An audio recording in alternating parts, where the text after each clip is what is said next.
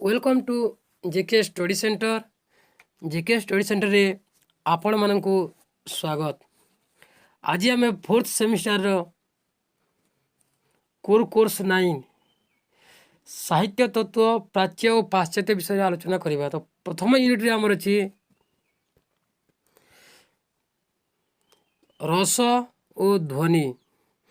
तो आम पूर्व वीडियो रे रस विषय किसी आलोचना कर सारी आलोचना कर फास्ट सेमिस्टर रे। तो रस जहाँ को आम आस्वादन करूँ जहाँ आस्वादन कराए ताहा ही रस जहाँ पानीय योग्य ताहा ही रस। एवं यही आमर रस शब्दटा आमर रस धातु अच प्रत्यय जोग हो सृष्टि होती। पुणी आम साहित्य अर्थ रे पाठक बा श्रोतार मन उपर एक प्रभाव विस्तार कर क्षमता को ही रस कह जाए। यह द्वारा मनरे हर्ष पलक इत्यादि जात होता है। एबे आमे ए रस विषय रे सविशेष आलोचना करिबा। रस रो विभिन्न संज्ञा, रस किभली सृष्टि हुए, केते प्रकार रस रही, सही रस मानक मध्य रे कि सर्वश्रेष्ठ रस, श्रेष्ठ रस इत्यादि विषय आम विस्तृत भाव में आलोचना करवा। तो प्राच्य साहित्य इलाका रस तत्व एक महत्वपूर्ण वैभव। आम प्राचीन साहित्य रे से समय आम रस महत्व बेस गुरुत्वपूर्ण थिला। तो प्राच्य काव्य जगत रे यार स्थिति वाङ्मय और सुरक्षित। यही रसर व्याकरणगत व्युत्पत्ति करने को जाए विश्वनाथ कविराज साहित्य दर्पण लिखिं रस्यते इति रस, अर्थात जहाँ आस्वादित हुए ताहा ही रस। तो वैदिक समय ही यही रस शब्द प्रचलित होइछि। रस शब्दटी रस धातुरे अच प्रत्यय जोग हो सृष्टि होइछि। यही आम रस शब्दटी रस धातुरे अच प्रत्यय व्यवहार हुई संयुक्त हो रस शब्दटी सृष्टि होइछि। तो ब्राह्मण उपनिषद प्रमुख ग्रंथ रे रस शब्दर अर्थ विस्तृत और दिगंत प्रसारी। आम तृतीय सेमिस्टर रे आम पढ़ीचु जे आमर प्राचीन भारतीय आर्य भाषा से समय रे ये ब्राह्मण उपनिषद प्रमुख ग्रंथ गुड़िक रचित होइथिला, वेद गुड़ी रचित होता। से समय रस शब्दर अर्थ विस्तृत और दिगंत प्रसारी अटे। तो ख्रीष्टीय प्रथम शताब्दी बेलू भरत मुनि नाट्यशास्त्र में रसर प्रथम साहित्यिक रूप भास्वर होता जना जाए। तो सही समय रस शब्दर अर्थ विस्तृत और दिगंत प्रसारी होते ख्रीष्टीय प्रथम शताब्दी आम ख्रीष्टीय प्रथम शताब्दी यही शताब्दी बेलू नाट्यशास्त्र में भरत मुनि रसर प्रथम साहित्यिक रूप भास्वर होता जना जाए। आम प्रथम साहित्यिक रूप देखा मिली थाए। रस संप्रदायर ऐतिह्य सुप्राचीन। ऐतिहासिक मानदंड को आधार कर देखिले जना जाए जे नंदीकेश्वर होती यही संप्रदायर प्रथम प्रवक्ता। आम ऐतिहासिक दृष्टिकोण देखा ताहले नंदीकेश्वर होती यही रस संप्रदायर प्रथम प्रवक्ता, किंतु तांकर पूर्णांग कृति वर्तमान पर्यंत दुष्प्राप्य। तेणु तांकु बदल भरत मुनि को यार प्रतिष्ठातार आसन मिली अछि। ऐतिहासिक दृष्टिकोण नंदीकेश्वर होती आम रस संप्रदाय प्रथम प्रवक्ता, किंतु तांकर पूर्णांग कृतिर दुष्प्राप्य हेतु भरत मुनि को यार प्रतिष्ठातार आसन मिली। द्वारा प्रचलित रस सिद्धांत एवं भी विधायक समाज रे आदृत। ही आम भरत मुनि द्वारा प्रचलित रस सिद्धांत वर्तमान मध्य विदग्ध समाज रे आदृत होइछि। या आमर किए किए स्वीकार कर से विषय आलोचना करवा। यही भरत मुनि से रस सिद्धांत को अलंकार संप्रदायर भामह रुद्रट प्रमुख आचार्यगण अलंकारवादी थिले मध्य। यही आमर भामह रुद्रट एम अलंकारवादी थिले मध्य अलंकार गुण रीति ध्वनि और रस मध्य एक सुंदर सामंजस्य रक्षा करी से प्रयत्न करथिले। पुणी कालिदास और भवभूति मैंने संस्कृत कवि थिले मध्य ग्रंथ मानक रसर प्राधान्य को से स्वीकार करछन्ति। से कालिदास भवभूति माने रसर प्राधान्य को से स्वीकार करछन्ति।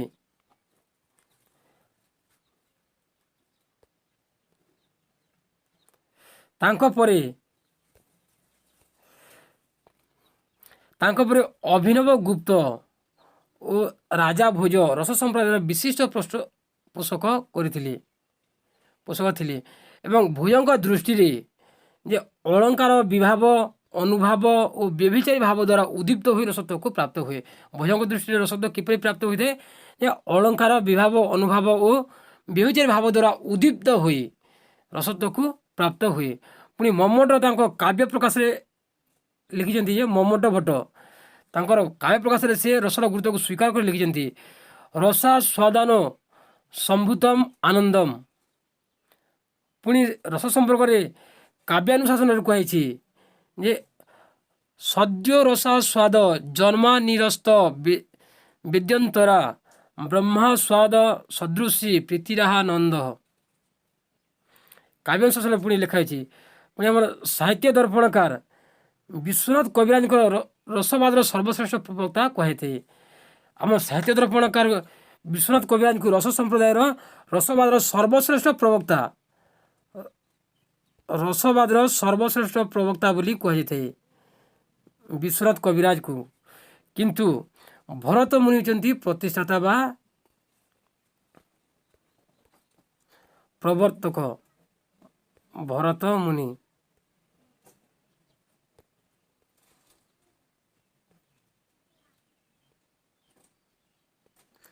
प्रथम प्रवक्ता ये सर्वश्रेष्ठ प्रवक्ता रस संप्रदाय सर्वश्रेष्ठ प्रवक्ता विश्वनाथ कविराज साहित्य धर्म उल्लेख कर रसात्मक वाक्यम काव्यम अर्थात ये रसपूर्ण वाक्य होछि काव्य। आम विश्वनाथ कविराज साहित्य धर्म लिखिं रसात्मक वाक्यम काव्यम रसपूर्ण वाक्य होछि काव्य। पुणी आम पंडित जगन्नाथ उपरोक्त उक्ति को अधिक प्रांजल कर रसगंगाधर ग्रंथ लिखिं। आमर पंडित जगन्नाथ रसगंगाधर आम विश्वनाथ कविराज उक्ति को अधिक प्रांजल कर लिखिं रमणीयार्थ प्रतिपादक शब्द काव्यम। रमणीय अर्थ प्रतिपादन करथिबा शब्द होछि काव्य। यार अर्थ होछि जो शब्द रमणीय अर्थ प्रतिपादन रे सहायक ताहा ही काव्य। जो अर्थ शब्द रमणीय अर्थ प्रतिपादन रे सहायक ताहा ही काव्य। एपर देखिले आम प्राचीन साहित्य रे रसर संज्ञा और रूप विभव सुविस्तृत। यही प्राच्य साहित्य मानक रस निष्पत्ति संपर्क में बहु मतवाद रही दृष्टिगोचर होता है। तेणु आम भरत मुनि मतरे विभाव अनुभाव और संचारी भावर संयोग रस निष्पत्ति होता है। आमर भरत मुनि संपर्क में ये रस कि निष्पत्ति होता है। आमर अनुभाव प्रथम विभाव अनुभाव संचारी भावर संयोग रस निष्पत्ति होता है रस सृष्टि होता है। तेणु से नाट्यशास्त्र लिखिं विभावानुभाव व्यभिचारी संयोग ह्रस निष्पत्ति अर्थात आमर विभाव अनुभाव और संचारी भावर संयोग रस निष्पत्ति होता है। पुणी साहित्य दर्पणाकार ये आमर भरत मुनिकर यही उक्ति तीन गोटी को उपादान को स्वीकार करी ता सहित आउ गोटे नूतन उपादान संयोग करछन्ति जहाँ आम स्थायी भाव। विभावेनानु भावेन व्यक्त संचारिण तथा रसता मेति इत्यादि स्थायी भाव सचेत साम। रस निष्पत्ति संपर्क में जाना कहले स्थायी भाव विभाव अनुभाव और संचारी भाव संपर्क में स्पष्ट ज्ञान थिबा एकांत विधेय। तेणु उपरोक्त चारोटी उपादान संपर्क एठारे आलोकपात करा जाओ।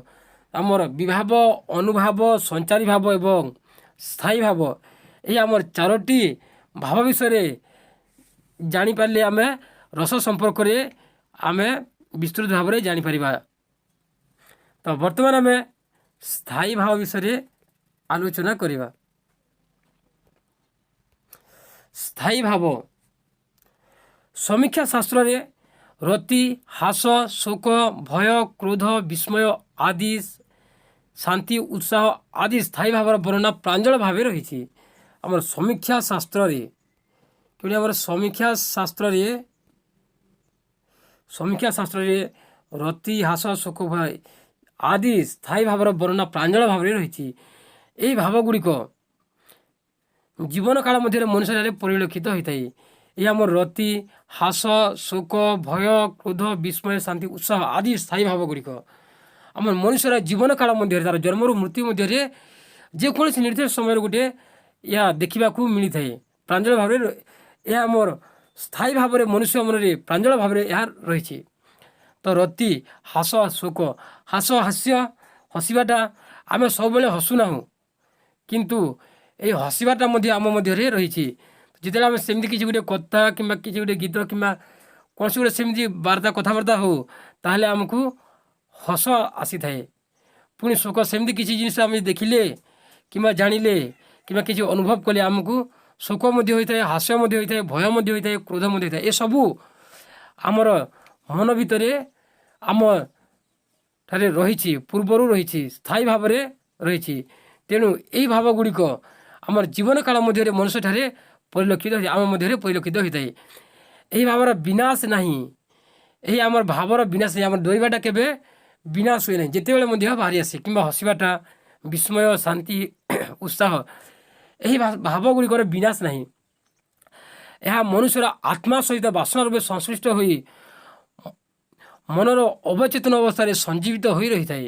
ଏହା ଆମର ମନୁଷ୍ୟର ଆତ୍ମା ସହିତ ବାସନା ରୂପେ ସଂଶ୍ଳିଷ୍ଟ ହୋଇ ମନୁଷ୍ୟର ଅବଚେତନ ଅବସ୍ଥାରେ ସଞ୍ଜୀବିତ ହୋଇ ରହିଥାଏ ଏବଂ ପରବର୍ତ୍ତୀ ଜନ୍ମରେ ତାହା ପୂର୍ବ ଜନ୍ମର ସଂସ୍କାର ରୂପ ନେଇ ପ୍ରକାଶ ପାଇଥାଏ। ଏହା ଆମର ମନୁଷ୍ୟର ଆତ୍ମାରେ ସହିତ ବାସନା ରୂପେ ସଂଶ୍ଳିଷ୍ଟ ହୋଇ ଅବଚେତନ ଅବସ୍ଥାରେ ସଞ୍ଜୀବିତ ହୋଇ ରହିଥାଏ ଏବଂ ପରବର୍ତ୍ତୀ ଜନ୍ମରେ ତାହା ପୂର୍ବ ଜନ୍ମର ସଂସ୍କାର ରୂପ ନେଇ ପ୍ରକାଶ ପାଏ। ଏହି 9 ଗୋଟି ସ୍ଥାୟୀ ଭାବ 9 ପ୍ରକାର ରସରେ ପରିଣତ ହୋଇଥାଏ। ଏହି ଆମର 9 ଗୋଟି ସ୍ଥାୟୀ ଭାବ 9 ପ୍ରକାର ରସରେ ପରିଣତ ହୋଇଥାଏ। ତେଣୁ ପ୍ରତ୍ୟେକ ରସର ଏକ ଏକ ସ୍ଥାୟୀ ଭାବ ବିଦ୍ୟମାନ ରହିଥାଏ। ଏବେ ଆମେ ଦେଖିବା ବିଭାବ।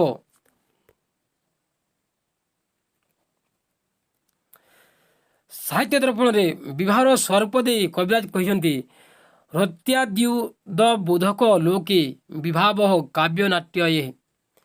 ଯାହା ରତି ଆଦି ସ୍ଥାୟୀ ଭାବର ଉଦ୍ବୋଧକ, ତାହାକୁ କାବ୍ୟ ଓ ନାଟକ ଆଦିରେ ବିଭାବ କହନ୍ତି। ଆମର ବିଭାବ କାହାକୁ କୁହାଯାଏ? ଯାହା ଆମର ରତି ଆଦି ସ୍ଥାୟୀ ଭାବର ଉଦ୍ବୋଧକ, ତାହାକୁ କେଉଁଠାରେ ଆମର କାବ୍ୟ ଓ ନାଟକ ଆଦିରେ ତାହାକୁ ବିଭାବ କହିଥାନ୍ତି। ଯଥା ଆମର ଉଦାହରଣ, ଲୌକିକ ଜଗତରେ ସୀତାଙ୍କର ରୂପ, ଗୁଣ ଓ ଭାବଭଙ୍ଗୀ ରାମଚନ୍ଦ୍ରଙ୍କ ମନରେ ରତି, ହାସ୍ୟ ପ୍ରଭୃତି ଭାବ ଉଦ୍ବୋଧନର କାରଣ ଅଟେ। ମାନେ ଆମର ଭାବ ଉଦ୍ବୋଧନର କାରଣକୁ ଆମେ ବିଭାବ କହିଥାଉ। ଲୌକିକ ଜଗତରେ ସୀତାଙ୍କର ରୂପ ରହିଛି, ତାଙ୍କର ଗୁଣ, ତାଙ୍କର ଭାବଭଙ୍ଗୀ ଦେଖି ରାମଚନ୍ଦ୍ରଙ୍କ ମନରେ ଯେଉଁ ରତି, ହାସ୍ୟ ପ୍ରଭୃତି ଭାବ ଗୁଡ଼ିକ ଉଦ୍ବୁଦ୍ଧ ହୋଇଛି, ତେଣୁ ଏହି ତାଙ୍କର ଲୌକିକ ଜଗତରେ ସୀତାଙ୍କର ରୂପ, ଗୁଣ ଓ ଭାବଭଙ୍ଗୀ ଏଗୁଡ଼ିକ ହେଉଛି ବିଭାବ। ପୁଣି ଏହି ବିଭାବକୁ ସାଧାରଣତଃ ଆମେ 2 ଭାଗରେ ବିଭକ୍ତ କରିଥାଉ। ଗୋଟିଏ ହେଉଛି ଆଲମ୍ବନ ବିଭାବ ଓ ଅନ୍ୟଟି ହେଉଛି ଉଦ୍ଦୀପନ ବିଭାବ। ପ୍ରଥମେ ଆମେ ଆଲମ୍ବନ ବିଭାବ। ନାୟକ ଓ ନାୟିକା କାବ୍ୟ ନାଟକ ଆଦିରେ ରସ ନିଷ୍ପତ୍ତି ପାଇଁ ପରସ୍ପର ଉପରେ ଆଶ୍ରୟ କରୁଥିବାରୁ ସେମାନଙ୍କୁ ଆଲମ୍ବନ ବିଭାବ କୁହାଯାଏ।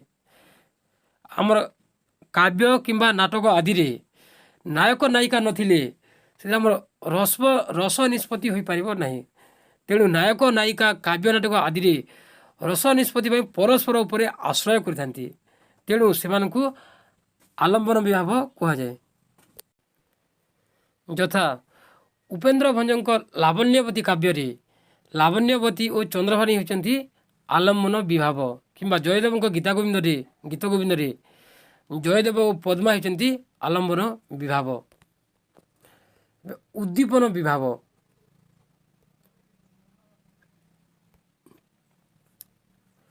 ଉଦ୍ଦୀପନ ବିଭାବ କାବ୍ୟ ନାଟକ ଆଦିରେ ନାୟକ ନାୟିକାଙ୍କ ରସକୁ ଉଦ୍ଦୀପିତ କରିବାରେ ଯେଉଁ ପରିବେଶ ସହାୟକ ହୋଇଥାଏ ତାହାକୁ ଉଦ୍ଦୀପନ ବିଭାବ କୁହାଯାଏ।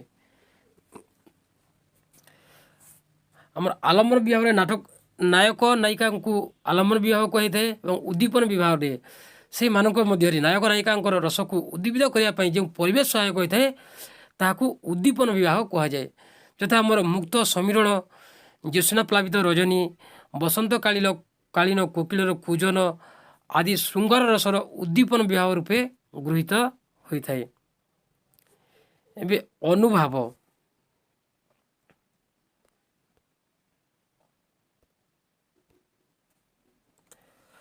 ସାଧାରଣତଃ ଆଲମ୍ବନ ବିଭାବ ଓ ଉଦ୍ଦୀପନ ବିଭାଗ ଦ୍ୱାରା ଯେଉଁ କ୍ରିୟାମାନ ପ୍ରକାଶିତ ହୋଇଥାଏ। ଆଲମ୍ବନ ବିଭାଗ ହେଉଛି ନାୟକ ନାୟିକା ଏବଂ ଉଦ୍ଦୀପନ ବିଭାଗ ଦ୍ୱାରା ସେହି ଯେଉଁ ପରିବେଶ ନାୟକ ନାୟିକାମାନଙ୍କ ମନରେ ଯେଉଁ ଭାବ ଉଦ୍ଦୀପନ କରିଥାଏ ବା ରସକୁ ଉଦ୍ଦୀପିତ କରିବା ଯେଉଁ ପରିବେଶ ସହାୟକ ହୋଇଥାଏ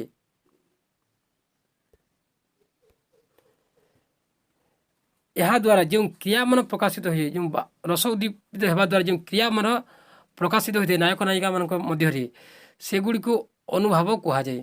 ଯଥା ହେଉଛି ଆମର କାବ୍ୟ ନାଟକ ଆଦିରେ ନାୟକ ନାୟିକାଙ୍କର ପରସ୍ପର ପ୍ରତି ଈଷତ୍ ହାସ୍ୟ, ଶିହରଣ, କଟାକ୍ଷ ପ୍ରଭୃତି ଅନୁଭାବ ଅଟେ। ହାସ୍ୟ, ଶିହରଣ, କଟାକ୍ଷ ପ୍ରଭୃତି ହେଉଛି ଅନୁଭାବ ଅଟେ। ଏସବୁ ହେଉଛି ଅନୁଭାବ। ଏବେ ଆମେ ଦେଖିବା ସଞ୍ଚାରୀ ଭାବ। ଅନୁଭାବ ନିଜ ନିଜ କାରଣ ଦ୍ୱାରା ଉଦ୍ବୁଦ୍ଧ ହୋଇଥିବା ଭାବକୁ ବା ଅନ୍ତର୍ଗତ ସ୍ଥାୟୀ ଭାବକୁ ଯିଏ ବାହ୍ୟ ଆକାରରେ ପ୍ରକାଶିତ କରେ ବା କାବ୍ୟ ନାଟକରେ ତାହାକୁ ଅନୁଭାବ କହନ୍ତି। ବା